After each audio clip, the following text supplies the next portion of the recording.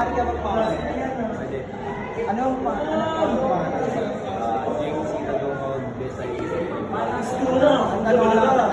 Paano makakatulong ang mga lalaki sa paglaban sa sexismo? makakatulong ang mga lalaki sa paglaban ng sexismo sa paraan na pagkakaroon ng seminar o pagpupulong sa pagkakaroon ng pagpantay-pantay ng mga kasarian. Thank you, sir. Nakapekto ang sexismo sa parehas na kasarian.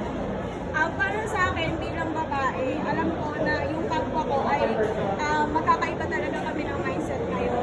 May mga babae kasi na nag-stick lang sa old culture. Meron naman na ang mindset nila ngayon ay pagiging strong. Yung parang akala nila, feeling nila lahat ng kaya din ng mga lalaki, kaya rin. Pero kasi may mga babae din na nag-stick pa rin sa noon na hindi dapat gawin ng mga babae ang ginagawa ng mga lalaki. So, nagkakaroon ng conflict sa iba't ibang kasalitan. Kaya dapat, mas maganda na pumasok na rin sa paaralan para magtutunan kung ano yung mga dapat at hindi dapat gawin bilang isang babae. Tingin mo, anong ibig sabihin ng sexismo? Ang sexismo ay isang taong may discriminatory belief sa isang gender, pero ang pinaka-daming discriminatory belief ay ang mga babae dahil sa stereotype na sila ay mas malakas. Thank you. Ano sa tingin mo pagkakaiba ng sexismo sa misogyny at patriarchy?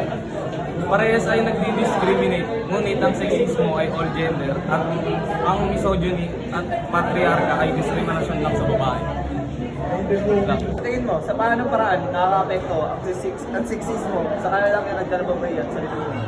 Nakaka-apekto ang sexismo sa lalaki kasi naiisip natin ang lalaki is matatag, pag-provide, and hindi umuurong sa kahit anumang problema na binibigay sa kanya. While ang babae naman is madali siyang ma-stress, madali siyang magbago yung isip sa mga decision na pwede niyang harapin sa araw-araw. So, sa kabuuan, yung lalaki is ang tingin lang natin sa kanila is hindi nakakaramdam ng pagod, problema, at isa pa, hindi sila nakapektuhan ng kung anumang opinion na pwedeng igato sa kanila. While yung babae is kilala natin sa pagiging malambot, kailangan lagi nila ng alaga ng isang lalaki.